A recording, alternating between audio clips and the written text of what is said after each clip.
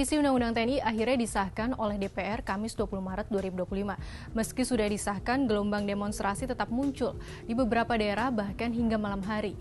Namun meski sudah disahkan bersama oleh pemerintah dan DPR, bagaimana respons Presiden Prabowo Subianto terkait revisi Undang-Undang TNI ini? Mau tahu kan?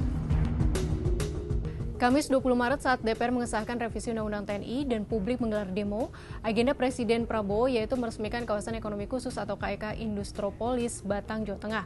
Ketika ditemui usai peresmian, Presiden Prabowo tak merespons pertanyaan awak media soal polemik RUU TNI yang masih menuai kritik dari masyarakat.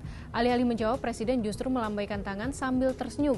Bahkan Presiden Prabowo juga sudah sempat meninggalkan kerumunan wartawan tetapi kembali lagi hanya untuk menjawab pertanyaan soal prediksi laga sepak bola Timnas Indonesia vs Australia.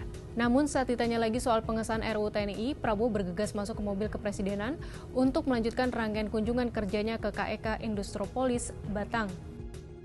Bungkamnya Presiden ketika ditanya soal kontroversi RUU TNI bukan pertama kali terjadi. Sebelumnya, seusai meresmikan smelter pemurnian emas PT Freeport Indonesia di KEK Gresik, Jawa Timur, Senin 17 Maret, ia juga enggan menjawab pertanyaan serupa. Alih-alih menjawab, Presiden mengacungkan jempol sambil mengucapkan terima kasih. Saat Prabowo masih bergeming soal revisi Undang-Undang TNI disahkan, mahasiswa tetap berdemo hingga malam hari. Di Jakarta, massa sempat menjebol pagar gedung DPR, namun polisi akhirnya berhasil membubarkan massa. Di Bandung dan Tasikmalaya, Jawa Barat, dan Semarang, Jawa Tengah, mahasiswa berdemo di depan gedung DPRD. Nah, sementara mahasiswa berdemo hingga malam hari, Presiden pulang dari Batang kembali ke Istana Kepresidenan.